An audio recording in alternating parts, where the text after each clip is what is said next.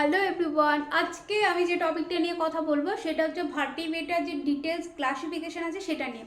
আগের দিন কি কথা বলেছিলাম যে কর্ডাটাকে তিনটে সাবফাইলামে ভাগ করা হয়, ইউরোকর্ডাটা, সেফালোকর্ডাটা এবং ভার্টিব্রেটা। ইউরোকর্ডাটা এবং সেফালোকর্ডাটাকে বলা হয় প্রোটোকর্ডাটা।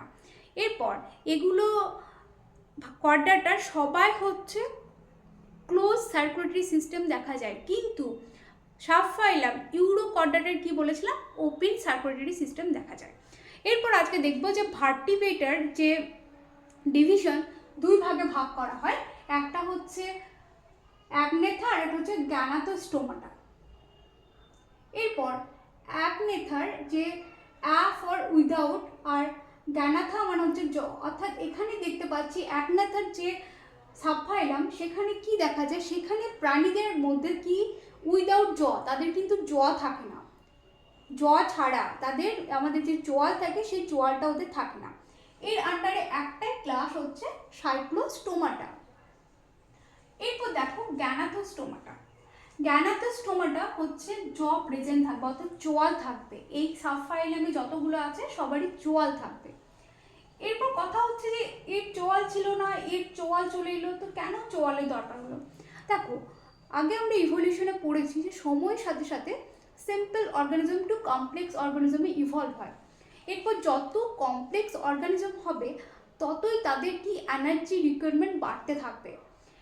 এরপর যদি চোয়াল না থাকে তাহলে যে আমাদের এনার্জি সেটা কী পাই, আমরা খাবার থেকে নিই, অর্থাৎ যাতে ভালোভাবে ডাইজেস্ট হতে পারে সেই জন্য আমরা কি চোয়ালের সাহায্য নিই। এরপর এগুলো তো সবই হচ্ছে পরভোজী, পরের ওপর ডিপেন্ডেন্ট, তার তো স্বভোজী নয় বা প্ল্যান নয় যে ডাইরেক্টলি সানলাইট থেকে খাবার প্রডিউস করতে পারবে।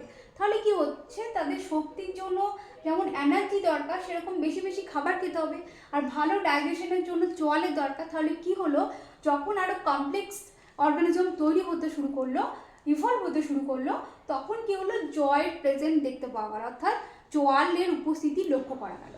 গ্যানাথোস্টোমাটাকে দুটো ভাগে ভাগ করা হয়, একটা হচ্ছে পাইসেস, পাইসেসের ফিন থাকে, পিসেস মানে হচ্ছে এই ক্লাসটাকে দুই ভাগে ভাগ করা হয়। মানে কি বলতো, মাছ, আমরা তো সবাই মাছ খাই, কম বেশি সবাই মাছ খায়।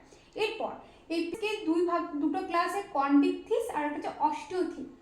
কন্ডিকথিস মানে হচ্ছে কন্ড্রিক মানে হচ্ছে কার্টিলেজ দ্বারা নির্মিত, আর অস্টিওথিস মানে হচ্ছে বোন মানে হাড় থাকে। তাহলে দুটো ক্লাস দেখতে পেলাম, কন্ডিকথিস মাছের আবার দুই ভাগ, কাউরি কেউ কার্টিলেজ দ্বারা গঠিত, কারোর আবার বোন থাকে অর্থাৎ হাড় দ্বারা গঠিত। এদের কি দেখা যায়, আমরা মাছের কি দেখতে পাই, পাখনা। তাহলে এখানে কি বিয়ার ফিনস, অর্থাৎ এদের মধ্যে পাখনা আমরা দেখতে পাবো।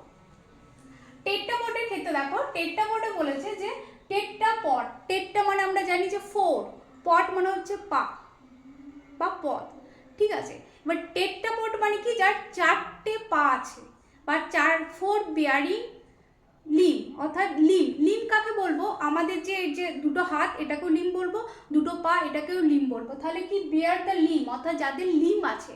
তাহলে ব্যাঙের কটা লিম, ব্যাঙের চারটে লিম, চারটে পা দেখতে পাই। আমরা যদি বলি যে টিকটিকি কটা লিম, চারটে লিম, তাহলে আমাদের যে সামনের দিকে যে লিম সেটাকে বলা হয় ফোর লিম, আর যেটা পা অর্থাৎ আমরা হাতটাকে ফোর লিম বলি এবং পাটাকে আমরা কি বলি, হাইন্ড লিম বলি। তাহলে এখানে কি আমাদের দুটো হাত এবং দুটো পা, তাহলে আমরাও হচ্ছি এই টেট্রাপড, এই সুপার ক্লাসের মধ্যে আমরা কিন্তু পড়ছি। এই টেট্রাপডকে আবার চারটে ক্লাসে ভাগ করা হয়। একটা হচ্ছে অ্যাম্ফিবিয়া, অ্যাম্ফিবিয়া মানে কি উভয়চর। ফার্স্টে কার নাম আসবে, যে ব্যাং অ্যাম্ফিবিয়া, ব্যাঙেরও দেখো চারটে পা আমরা দেখতে পাই, একটাকে দুটো সামনে দুটোকে বলা হয় ফোর লিম, পেছনে দুটোকে বলা হয় হাইন্ড লিম। আর হচ্ছে রেপটাইলা, রেপটাইলা মানে হচ্ছে এখানে কিন্তু কুমিরও পড়ছে। অ্যাভিস মানে হচ্ছে পাখি, পাখির যে বর্গটা সেটাকে হচ্ছে অ্যাভিস। ম্যামেলিয়া মানে হচ্ছে আমরা যে গ্রুপের মধ্যে রয়েছি সেটা হচ্ছে ম্যামেলিয়া, আমরা এই ক্লাস ম্যামেলিয়ার আন্ডারে আমরা পড়ছি।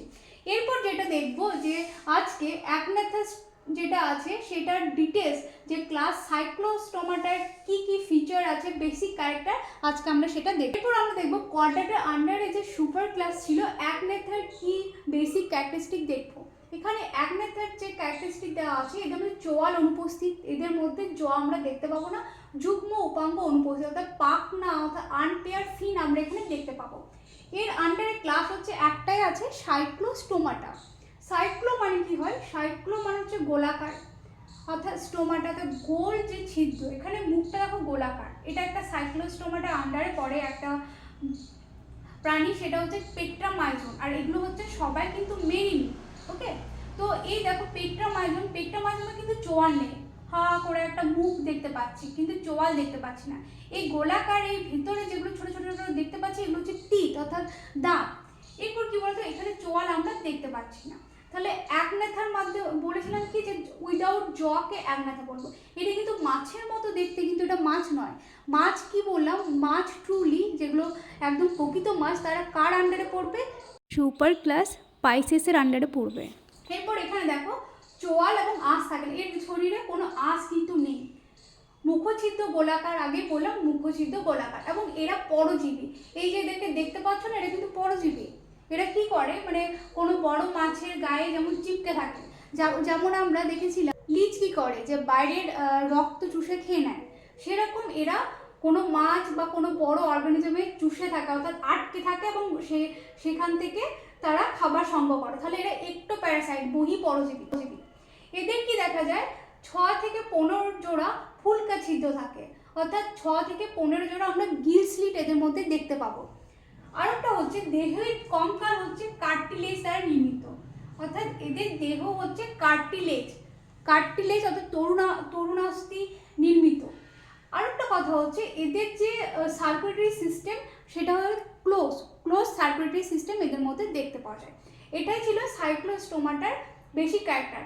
এরপর আমি কয়েকটা ছবি অ্যাড করে দেবো, যেটা থেকে তোমরা মানে ফাইনালি বুঝতে পারবে যে সাইক্লোস্টোমাটার মধ্যে এটা কেমন পরজীবী টাইপের, কীভাবে আমরা এদেরকে বহি পরজীবী বা এক্সো প্যারাসাইট বলছি সেটা বুঝতে পারবো।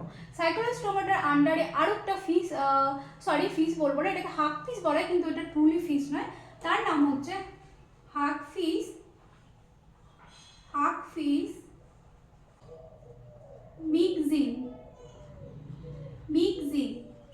মিক্সিনের আবার একটা মানে খুব বড় একটা গল্প হচ্ছে, মিক্সিন হচ্ছে, আর পেট্রোজনকে বলা হয়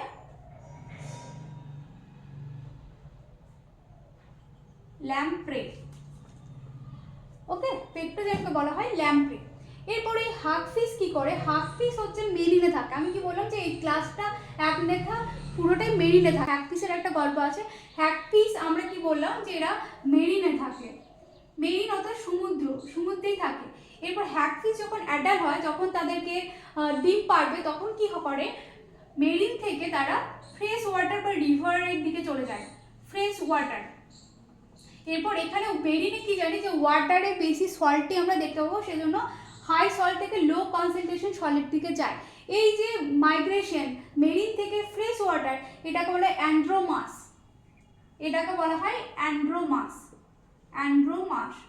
অর্থাৎ কি হচ্ছে, যে অর্গানিজমগুলো তাদের মেরিন থেকে অ্যাডাল্ট কন্ডিশনে ডিম দেওয়ার জন্য মেরিন থেকে ফ্রেশ ওয়াটারের দিকে যায়, এই যে মাইগ্রেশন পদ্ধতিকে বলা হয় অ্যান্ড্রোমাস। এটা হ্যাকফিশের ক্ষেত্রে দেখতে পাওয়া যায়। তো আমি এটাই পড়ালাম, পরবর্তী সময় আমি যেটা পড়াবো ওটা গ্যানাথোস্টোমাটার যে ক্লাসগুলো আছে সেগুলো নিয়ে আলোচনা করব।